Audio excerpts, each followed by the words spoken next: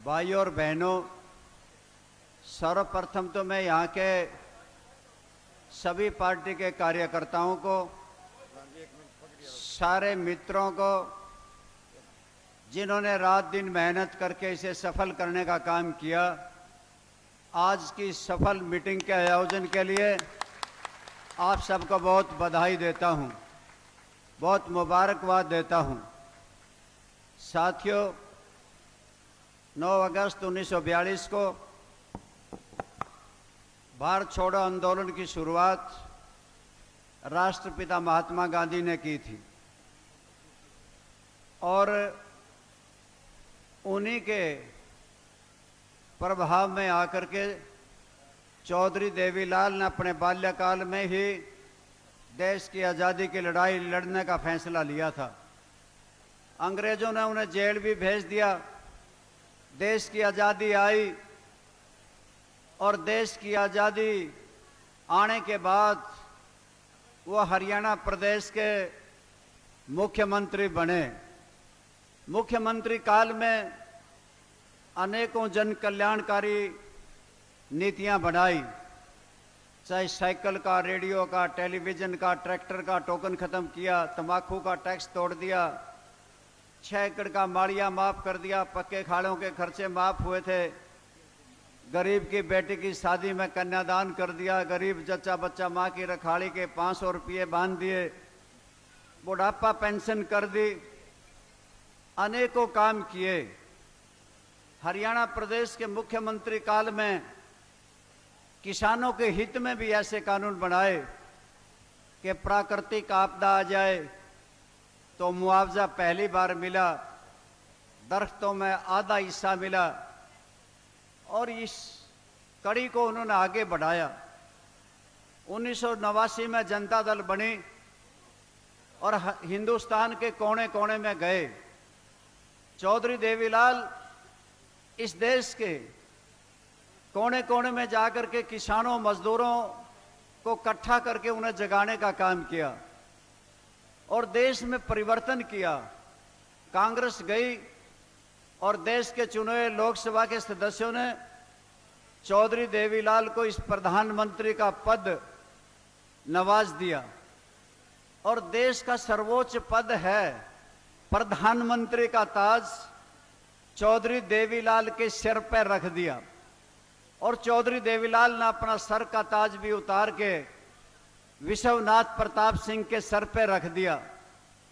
ऐसे त्यागी पुरुष का जन्मदिन है जो आए बरस 25 सितंबर को आता है।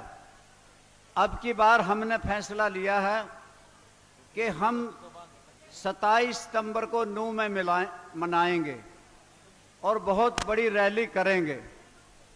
साथियों, जिस प्रकार से होली मनाई जाती है, दिवाली मनाई जाती है, तीज और त्योहार मनाते हैं, लोकदल पार्टी के चौधरी देवीलाल के अनुयायी चौधरी देवीलाल का जन्मदिन भी उसी प्रकार से श्रद्धापूर्वक मनाते हैं।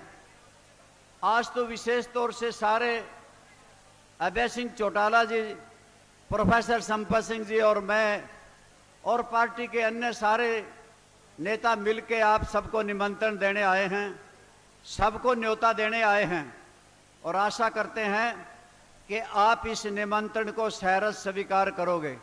आप सारे के सारे 27 तारीख को नूह में आओगे, यही आपको कहना था। साथियों, भारतीय जनता पार्टी की सरकार हरियाणा प्रदेश में है और भारतीय जनता पार्टी की नाम लेते ही रोंगटे खड़े हो जाते हैं। धोखा किया था किसान से, कहा था कि स्वामीनाथन योग की रिपोर्ट लागू कर देंगे, एमएसपी का कानून बना देंगे, किसानों तुम्हारी आमदनी दुगनी कर देंगे। दुगनी आमदनी करनी तो बहुत दूर की बात थी। खाद के, बीज के, तेल के, कीटनाशक दवाओं के दाम बढ़े, जिसकी वजह से किसान की उत्पादन लागत बढ़ गया और महंगाई आसमान को छूने लगी। आमदनी बढ़ने की बजाय घटने लगी और मेरी फसल मेरा ब्यौरा थोप दिया। फसल किसी की, ब्यौरा किसी का।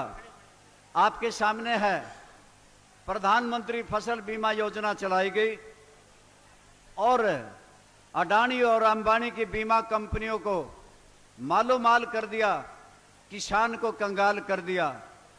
और इतना ही नहीं, हमारे किसानों पे 3 काले कानून थोप दिए और तीनों काले कानूनों में निगाहें तो इस जमीन पे थी किसानों की। जो जमीन है उसको भारतीय जनता पार्टी हड़पना चाहती थी। साथियों, किसानों ने इसे समझा और तीनों काले कानूनों का विरोध किया। विरोध स्वरूप दिल्ली के चारों तरफ 380 दिन तक बैठे रहे। 750 से ज्यादा जानें चली गई। इस देश में कोई भी एमपी और कोई भी एमएलए किसानों की सुध लेने के लिए नहीं आया। केवल मात्र अभय सिंह चौटाला ही एक ऐसे विधायक थे जिन्होंने हरियाणा विधानसभा से त्यागपत्र दे दिया और किसानों के धरने में जाकर के बैठ गया और किसानों के धरने में जाके लंगर लगाए और वहां पे भंडारे खोल दिए। किस प्रकार से अस्पताल खोल दिए थे और किसानों की वहां जाके सेवा की थी। साथियों, विशेष तौर से मैं इस बात को कहना चाहता हूं कि किसानों, तुम्हें अब भी समझ होनी चाहिए कि हरियाणा प्रदेश में एक एमएलए, पूरे देश में एक एमएलए जो किसानों के लिए इस्तीफा दे दे, वो अभय सिंह चौटाला है। और साथियों, इतना ही नहीं, अब की बार किसान गेहूं बेचने गए। किसानों की गेहूं बिकने से पहले ही इस प्रकार के कानून बना दिए, इस प्रकार की शर्तें लगा दी कि जो भी किसान ट्राली लेके जाएगा उसके ट्रैक्टर का नंबर होगा, किसान का फोटो होगा, उसके अंगूठे का निशान का मिलान बायोमेट्रिक होगा। अगर उसकी अंगूठे की रेखाएं घस गई होंगी, दिखाई नहीं देगी, तो किसान की पलकों, आंखों की पलकों को मिलाया जाएगा। साथियों, क्या किसान अपराधी थे? इस बात का जब पता लगा कि फोकल पॉइंट बंद हो जाएंगे, परचेज सेंटर बंद हो जाएंगे और किसानों को बहुत बड़ी दिक्कत आएगी, तो अभय सिंह चौटाला ने सैकड़ों मंडियों में जाकर के ट्रैक्टरों को लेकर के, जिनके कोई नंबर नहीं थे, कोई फोटो नहीं था, कोई बायोमेट्रिक मिलान नहीं था, बैरियर तोड़ के मंडियों में गया और किसान की गेहूं बिकवाने का काम अभय सिंह चौटाला ने किया। ये सही है कि हरियाणा प्रदेश में ये बुढ़ापा पेंशन रोकना चाहते थे, काटना चाहते थे और बुजुर्गों की पेंशन परिवार पहचान पत्र से जोड़ दी और ये कह दिया कि जिसकी आमदनी 1,80,000 है और ये कह दिया जिसका बेटा नौकरी पे है या उसके 2 पहिया वाहन हैं या 3 पहिया वाहन हैं या 5 एकड़ जमीन है, उसको पेंशन नहीं मिलेगी। तो अभय सिंह चौटाला की पार्टी इकट्ठी हुई और फैसला लिया। अभय सिंह चौटाला ने कहा कि मैं चंडीगढ़ आऊंगा और सरकार का रास्ता बंद कर दूंगा और हरियाणा का सेशन नहीं चलने देंगे। तब जाकर के सरकार झुकी थी और झुक करके 6 महीने पुरानी पेंशन भी बहाल कर दी और साथ में ही 1 नवंबर से 200 रुपये साथ लगा करके देनी पड़ी। पिछले दिनों भाखड़ा का पानी बंद कर दिया और विपक्ष की पार्टी तो कांग्रेस भी थी, उसे सांप सूंघ गया। जब भाखड़ा का पानी बंद हुआ तो हमारे पड़ोसी भगवंत मान जी मुख्यमंत्री पंजाब ने कहा कि 1 बूंद पानी की नहीं दूंगा। तो हमने मटका प्रदर्शन किया और अभय सिंह चौटाला ने कहा कि हम पंजाब के रास्ते बंद कर देंगे, एक भी वाहन को जाने नहीं देंगे। तभी पंजाब की सरकार झुकी और हरियाणा प्रदेश का भाखड़ा का पानी छोड़ दिया गया। ये श्रेय भी इंडियन नेशनल लोकदल पार्टी को जाता है। साथियों, हरियाणा एग्रीकल्चर यूनिवर्सिटी के छात्रों पर लाठीचार्ज हुआ, कोई पार्टी मैदान में नहीं आई। लोकदल पार्टी ने आवाज बुलंद की, जिसकी वजह से छात्रों की सुनवाई हुई। पानीपत में एक किसान को जिंदा जला दिया, उसको एक बड़ी भूमि, उसकी भूमि को एक बड़ी कंपनी का मालिक हड़पना चाहता था। कोई पार्टी मैदान में नहीं निकली। डीसी के दफ्तर के सामने हमने धरना दिया, प्रदर्शन किया, तब जाके न्याय किसान को मिला।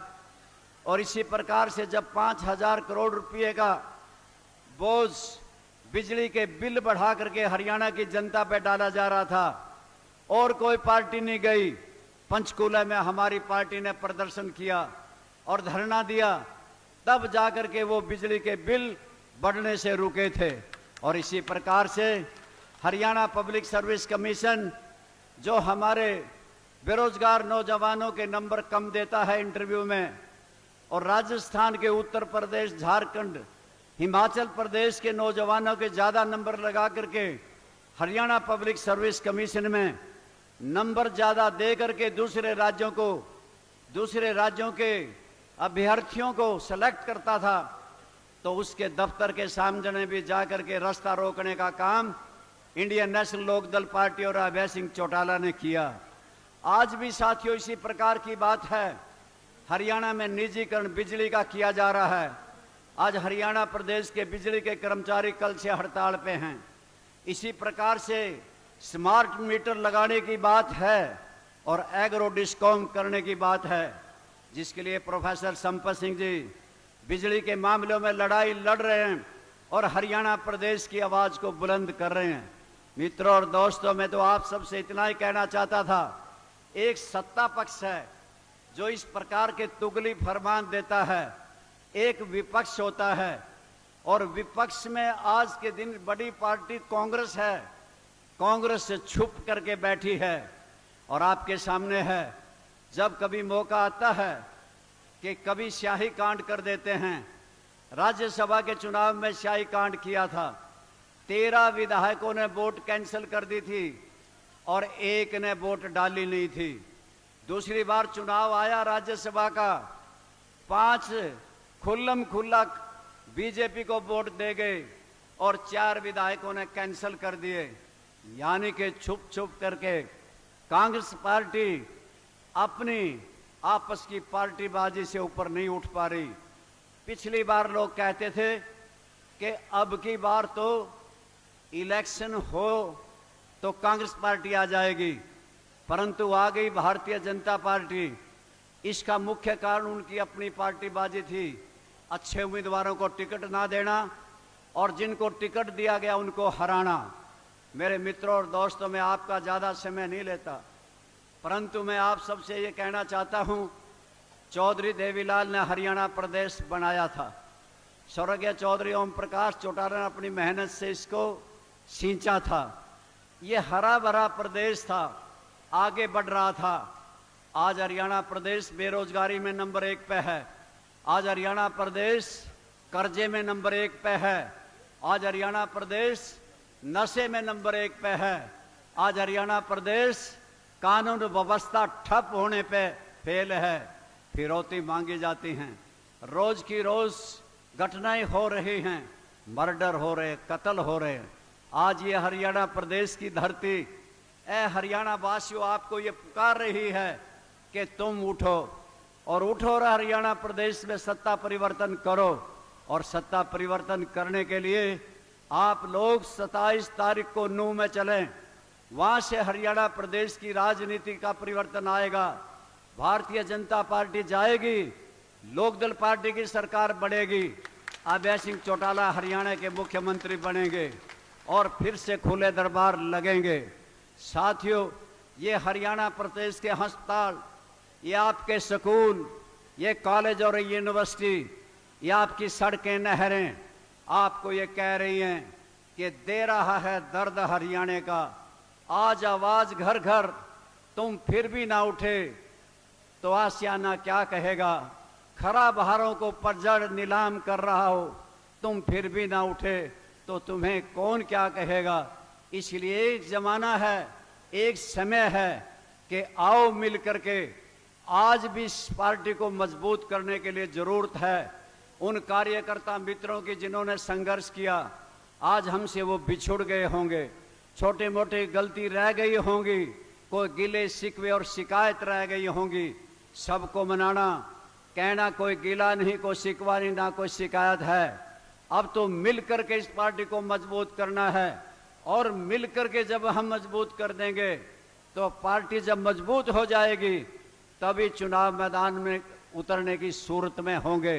परिवर्तन तभी हो सकेगा जब पार्टी मजबूत होगी, आपस में मिलजुल करके चलेंगे। मुझे आशा है कि फतेहाबाद विधानसभा क्षेत्र से हजारों की तादाद में आप साथी जिस प्रकार से यहाँ पे हैं, इसी प्रकार से नुमा आएंगे। आप आए, आपने मेरी बात सुनी, आप सब